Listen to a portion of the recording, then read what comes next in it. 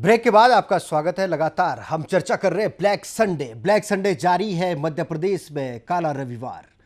आखिरकार स्कूली छात्राओं के साथ क्यों ये घटना घटी, क्यों इस तंत्र में इतनी बड़ी खामियां नजर आ गई, लेकिन आज इतने घंटे गुजर जाने के बाद भी इस आरोपी अधिकारी पर कोई कार्रवाई नहीं हुई।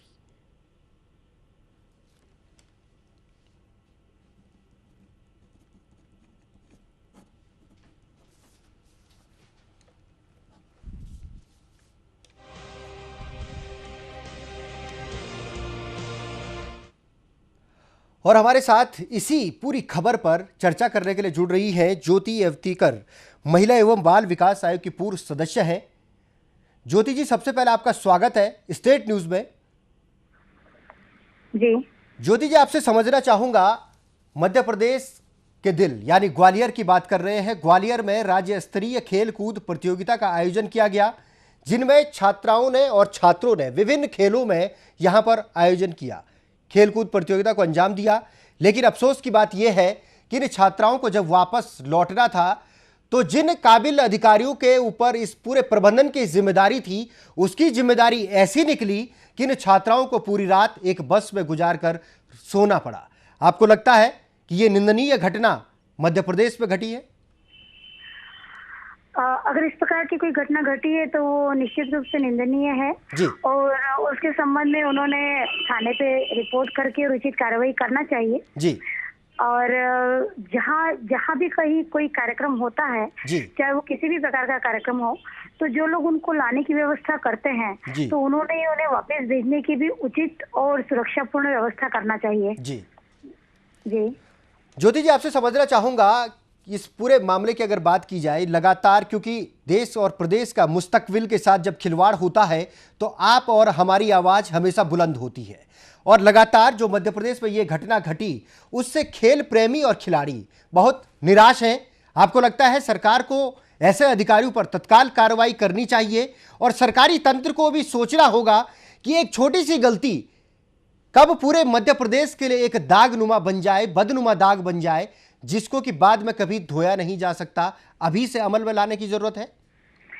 एक्चुअल में इसलिए ज्यादा जरूरी है क्योंकि अगर महिलाओं की सुरक्षा नहीं होगी बराबर से तो ऐसे स्थिति में फिर उन्हें अलग अलग जगहों पर उनके जो पेरेंट्स है वो उनको अलग अलग जगहों पर अलग अलग एक्टिविटीज में भाग लेने के लिए भेज नहीं पाएंगे। बिल्कुल। मध्य प्रदेश राज्य महिला आयोग हमेशा महिलाओं की सुरक्षा के लिए और महिलाओं के अधिकारों के लिए लड़ता भी रहा है और उसके लिए अपनी अनुशंसाएं भी करता रहा है।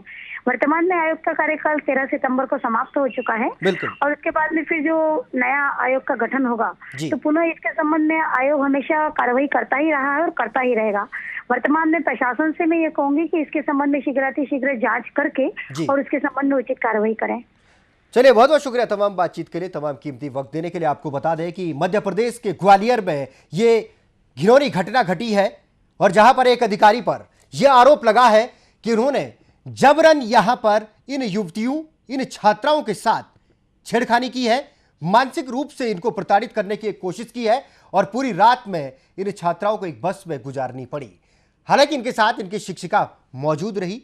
लगातार कोशिश यही होती रही कि मध्य प्रदेश में हर मोहल्ले से, हर गली से कोई खिलाड़ी उभर कर सामने आएगा। और जब राज्य स्तरीय खेल कूद प्रतियोगिता का आयोजन होने लगा तो हर पेरेंट्स, हर अभिभावक के मन में यह उम्मीद जगने लगी कि उसका बच्चा एक दिन, आज जो गलियों में कांच तोड़ रहा है, वो एक दिन सचिन तेंदुलकर बनकर वापस लौटेगा।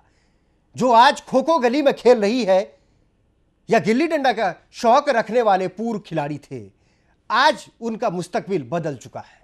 आज के नौनिहाल कल का भविष्य है, कल का मुस्तकबिल है और उनको उनके अभिभावक लगातार बढ़ाने की कोशिश करते हैं। और यही कोशिश है कि भरोसा कर लेते इस तंत्र पर, भरोसा कर लेते इन अधिकारियों पर और इन बच्चियों को भेज दिया जाता है। क्या आपको लगता है अब अभिभावक ऐसे कुप्रथा और ऐसे भ्रष्ट तंत्र के खिलाफ आवाज नहीं उठाएंगे? क्या ऐसे खेलों में अपने बच्चों को भेज पाएंगे जहां पर जिस तरीके के अधिकारी जिस मंशा लिए ये काम करते हैं, ये कृत्य करते हैं, जिसकी निंदा स्टेट न्यूज लगातार करता है? लेकिन आपसे दावा है कि कल फिर हम हाजिर होंगे इसी कार्यक्रम के साथ और तब तक हम इस मुद्दे को उठाते रहेंगे जब तक इस आरोपी अधिकारी के खिलाफ कोई कार्रवाई नहीं हो जाती है, जब तक इन बच्चियों की हौसला अफजाई नहीं हो जाती है, उन कर्मचारियों की हौसला अफजाई नहीं हो जाती है जिन्होंने तत्काल फौरी तौर पर अपने आला अधिकारियों को इस मामले से रूबरू करवाया, लेकिन इतने घंटे गुजर जाने के बाद भी अब तक कोई कार्रवाई नहीं हुई है।